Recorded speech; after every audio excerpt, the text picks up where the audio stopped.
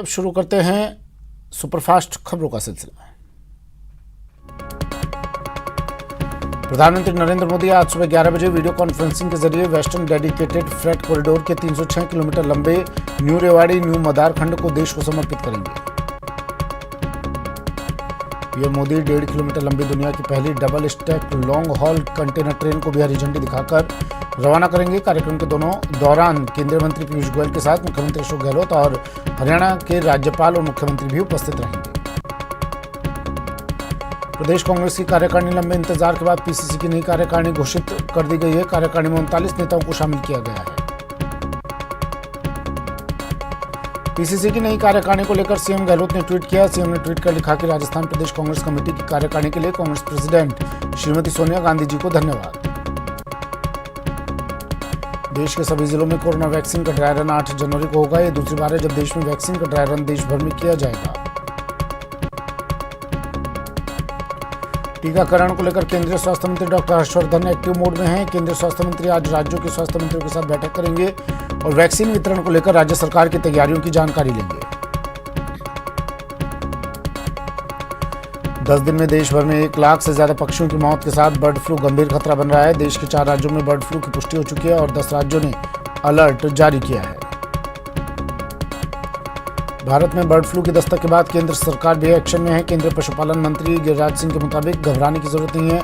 केंद्र सरकार अलर्ट पर है। एक कंट्रोल रूम बनाया गया है जिसके जरिए देश में आ रहे ऐसे मामलों पर नजर रखी जा रही है। बर्ड फ्लू को लेकर राजस्थान सरकार अलर्ट मोड पर है। सीएम के निर्देश पर पशुपालन विभाग की वीसी हुई। बैठक में सभी जिलों के पोल्ट्री फार्म का डेटा एकत्रित करने के निर्देश दिए गए हैं। कांग्रेस सांसद शशि थरूर ने गणतंत्र दिवस की परेड को कैंसिल करने की मांग की है। शशि थरूर ने ट्वीट कर कहा है कि अब जब इस साल गणतंत्र दिवस परेड में कोई मुख्य अतिथि नहीं आ रहा है तो क्यों ना हम पूरे जश्न को ही कैंसिल कर दें। शशि थरूर के ट्वीट पर केंद्रीय मंत्री प्रकाश जावड़ेकर ने पलटवार किया। उन्होंने ट्विटर पर लिखा कि कांग्रेस हर अच्छी चीज का विरोध करती है। सर्जिकल स्ट्राइक पर सवाल उठाए, आर्टिकल 370 हटाने का विरोध किया और जब रिपब्लिक डे की परेड का भी अब कांग्रेस विरोध कर रही है।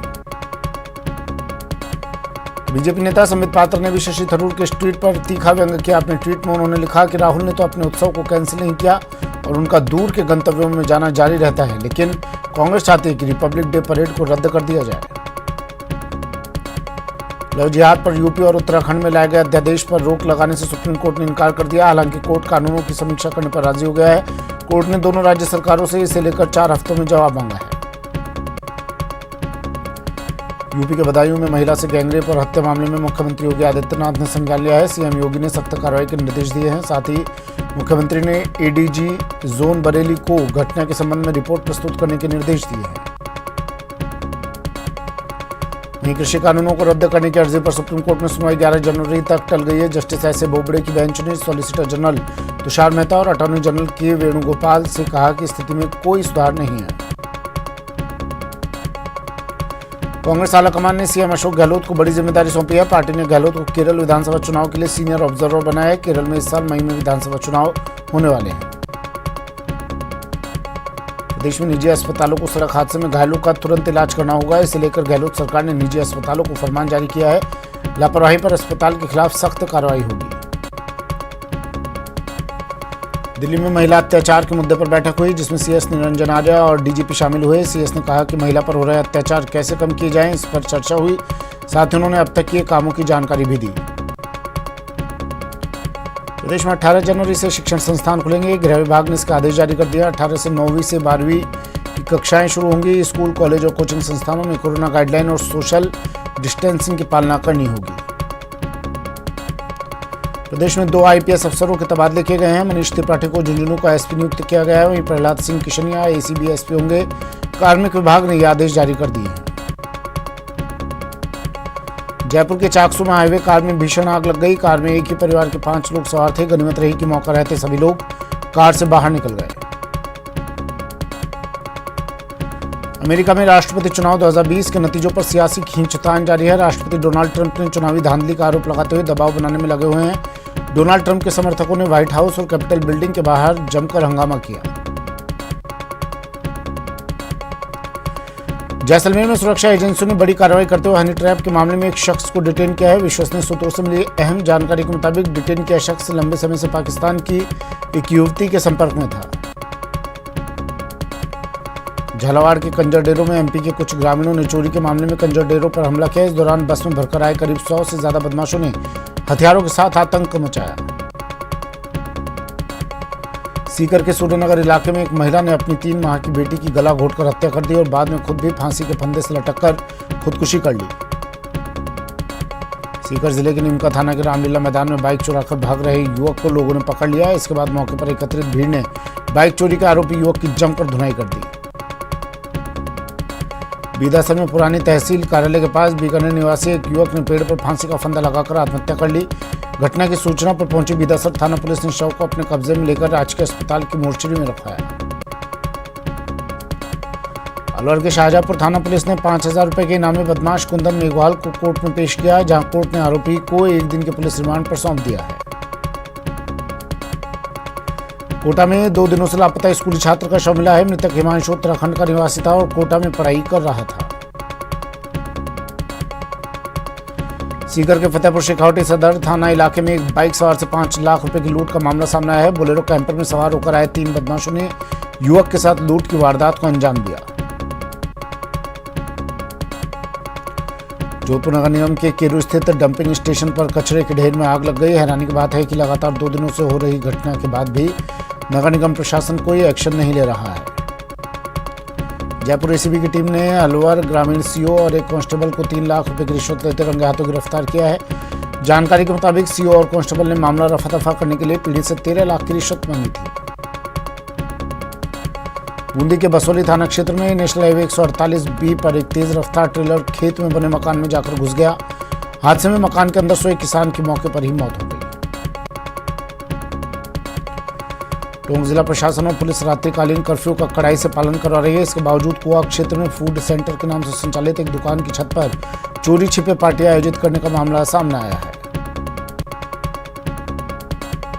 राजस्थान के रिजर्व मुकुंदरा के एडल्ट भालू की सड़क दुर्घटना में मौत हो गई। सड़क पार कर रहे भालू को अज्ञात वाहन ने जोरदार टक्कर मार दी, जिसके कारण अधिक रक्तस्राव होने से मौत हो गई। कोटा में बहला फुसलाकर किशोरी को भगा ले जाकर दुष्कर्म करने के एक मामले में कोर्ट ने फैसला सुनाया है। युवती को भगा ले जाने के मामले में दोषी मानते हुए आरोपी को 5 वर्ष का कठोर कारावास और 15,000 रुपए जुर्माने की सजा सुनाई गई है। भीलवाड़ा शहर के बाजार नंबर 3 में एक शक्कर व्यापारी की स्कूटी से 2,50,000 रुपए की नकदी से भरा बैग अज्ञात लुटेरे ले उड़े। सिटी कोतवाली थाना पुलिस ने मामला दर्ज करके सीसीटीवी के माध्यम से जांच शुरू कर दी है। चूरू के सरदार शहर तहसील के गांव देगा में आपसी रंजिश को लेकर 2 गुटों में जबरदस्त भिड़ंत हो गई। हमले में एक पक्ष के 5 लोग घायल हो गए, जिन्हें राजकीय अस्पताल में भर्ती करवाया गया है। टोंक जिला मुख्यालय के घनी आबादी वाली कालीपलटन क्षेत्र स्थित वाल्मीकि बस्ती में खाना बनाते समय आग लग गई। सिलेंडर में हुए विस्फोट के बाद वहां रखा सभी सामान आग की चपेट में आ गया और मकान की दीवारें टूट गई।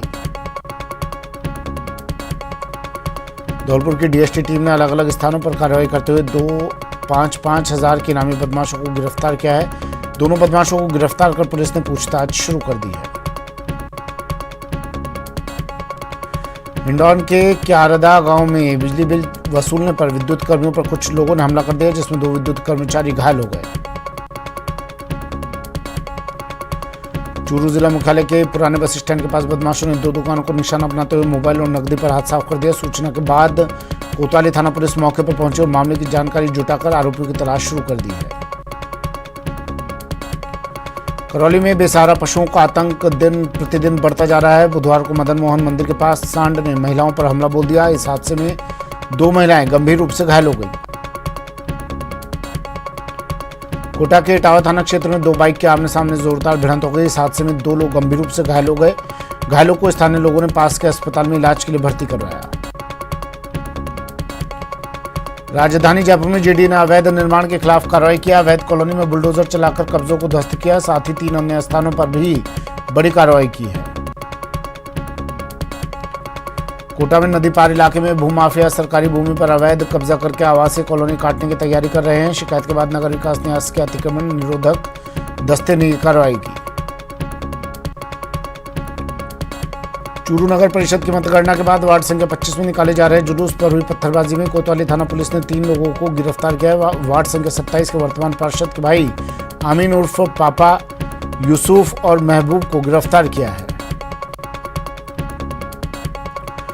करौली में एक सम्मान समारोह के अवसर पर करौली विधायक लाखन सिंह मीणा ने कहा कि कब्रिस्तान की चारदीवारी और रास्ते की समस्या का समाधान किया जाएगा। मौके पर पंचदर्जियान की ओर से करौली विधायक लाखन सिंह मीणा सहित सभापति, प्रतिनिधि, उपसभापति सहित शहर के पार्षदों का स्वागत किया गया। सीकर के अजीतगढ़ कस्बे में प्रशासन से रिको औद्योगिक क्षेत्र में अतिक्रमण हटाने के बाद बेघर हुए लोगों को आवास दिलाने की मांग की गई। प्रदर्शन के दौरान बेघर हुए लोगों ने जमकर नारेबाजी करते हुए कुछ देर के लिए सड़क को जाम कर दिया। बूंदी में नगर निकाय चुनाव की घोषणा के बाद जिला निर्वाचन विभाग ने चुनाव की तैयारियां शुरू कर दी हैं। जिला निर्वाचन अधिकारी आशीष गुप्ता ने कहा कि निर्वाचन की घोषणा के साथ ही निर्वाचन क्षेत्र में आदर्श आचार संहिता लागू हो गई है। कोटा उत्तर नगर निगम की पहली बोर्ड की बैठक हुई। बोर्ड बैठक में आए सभी पार्षदों ने अपना परिचय दिया। बीजेपी के पार्षद वार्ड की समस्याएं नगर निगम प्रशासन के सामने रखी और उनका समाधान मांगा। सवाईमाधोपुर जिला मुख्यालय के रणथंभौर रोड स्थित निवास पर पूर्व संसदीय सचिव जितेंद्र गोठवाल पत्रकारों से रूबरू हुए। उन्होंने केंद्र सरकार द्वारा बढ़ाई गई दलित छात्रवृत्ति के बारे में पत्रकारों को जानकारी दी। कोटा के स्टेशन रोड निवासी डॉक्टर रामेश्वर दयाल शर्मा की मौत हो गई। परिजनों ने स्वर्गीय शर्मा का नेत्रदान करवाकर मानवता की मिसाल कायम की। जोधपुर नगर निगम दक्षिण जोन के वार्ड संख्या 58 के बीजेपी पार्षद प्रत्याशी नागेंद्र सिंह शेखावत के नेतृत्व में महापौर वनीता सेठ ने वार्ड संख्या 58 का दौरा किया। झालावाड़ में कार्यरत सैकड़ों मदरसा पैरा टीचर्स ने अपनी विभिन्न मांगों को लेकर मिनी सचिवालय स्थित जिला कलेक्ट्रेट कार्यालय पर प्रदर्शन किया। सरकार एवं प्रशासन से जल्द उनकी समस्याओं के समाधान की मांग की।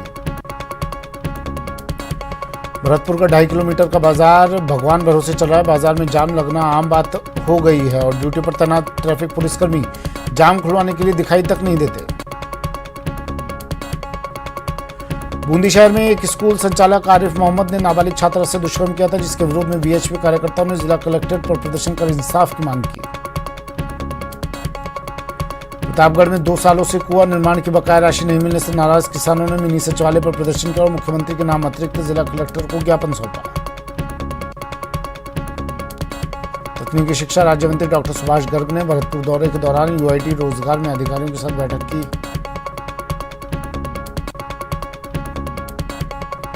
चित्तौड़गढ़ जिला मुख्यालय के समीप पुलिस लाइन के पीछे बेड़च नदी के किनारे हजारों कौओं को देखकर प्रशासन ने चैन की सांस ली। प्रदेश भर में बढ़ते बर्ड फ्लू के बीच ये एक राहत की खबर है।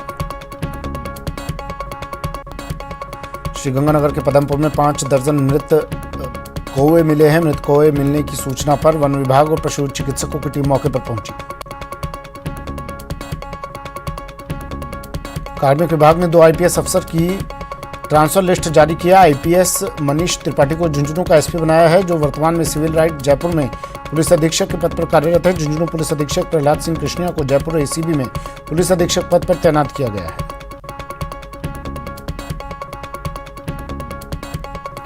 जयपुर ग्रेटर नगर निगम की मेयर सौम्या गुर्जर ने जगतपुरा जोन इलाके का दौरा किया। मेयर ने सड़क पर गंदगी के ढेर देखकर नाराजगी जाहिर की और अधिकारियों को डिपो खत्म करने के निर्देश दिए।